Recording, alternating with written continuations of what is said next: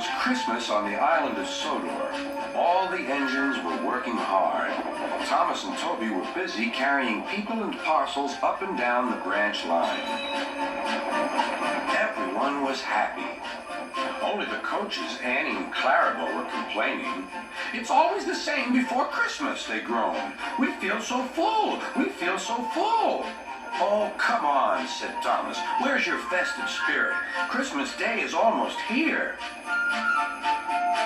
By the side of the track was a little cottage with a familiar figure waving to them. "It's Mrs. Kindly," whistled Thomas. "Beep, beep. Happy Christmas." Thomas always felt better for seeing her.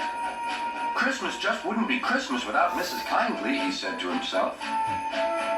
When work was over, Thomas went to see the other engines. All their coats had been polished. "Huh," said Gordon. "Just look at us. Your driver will have to work fast to get you as smart as us." "Never mind that," replied Thomas. "I've something important to say. Do you realize it's been a whole year since Mrs. Kindly saved us from a nasty accident?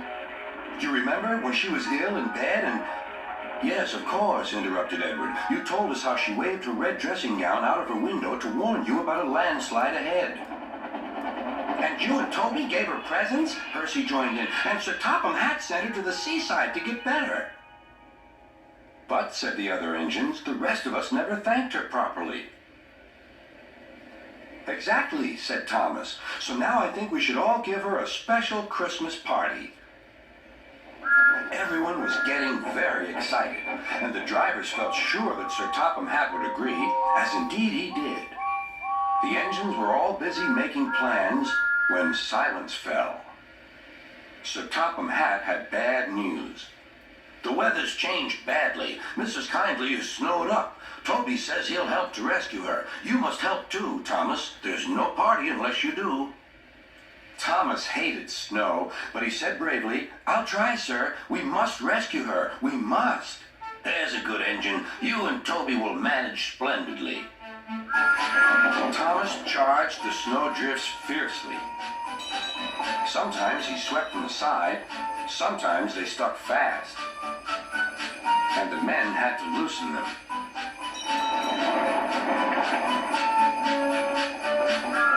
But at the cutting near the cottage, they could go no further.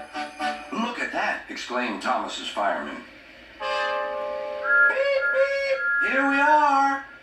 An answering wave came from an upstairs window. Then they heard a familiar sound. "That's Terence, the tractor," said Thomas. "He's come to help too." Sure enough, Terence had a snowplow and was working hard to clear a patch to the railroad line and safety. At long last, the rescue was complete. Percy took the tired workmen home. Terence said goodbye to Mrs. Kindly and promised to take care of her cottage as he watched them all set off. The engines made good time. No more snow had fallen, but the yard was dark. There was no one to be seen. Thomas's heart sank. Suddenly, all the lights went on. What a marvelous sight awaited Mrs. Kindly. "Well done," said Sir Topham Hatt. "I'm really proud of you all." Mrs. Kindly especially thanked the smaller engines. "Thomas and Toby are old friends," she said. "And now, Percy, you are my friend too." Percy was very pleased. "3 cheers for Mrs. Kindly," he called. Beep, beep, beep. They all whistled.